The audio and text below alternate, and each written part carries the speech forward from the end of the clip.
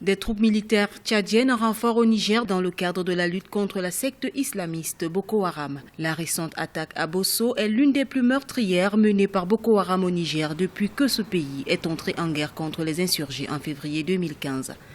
Selon une source sécuritaire tchadienne, ce sont environ 2000 soldats qui sont mobilisés lourdement armés.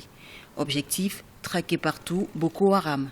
Puisque Boko Haram agit avec ses moyens, nous allons agir avec nos moyens. Et nous serons en mesure, je pense, de protéger au moins nos populations.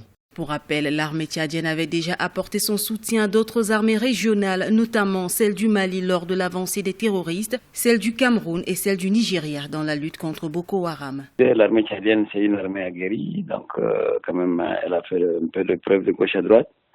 Bon, mais maintenant, c'est la manière dont le gouvernement tchadien intervient concernant le Niger, quand même, c'est un pays frère. Et à tout moment, tous les Tchadiens sont prêts et disponibles à intervenir. Sur le terrain, Boko Haram continue de s'aimer la panique. Selon les Nations Unies, rien que dans la ville de Bosso, pas moins de 50 000 habitants se sont déplacés, la plupart vers la ville de Difa. Les conditions de vie pour ces déplacés restent cependant déplorables.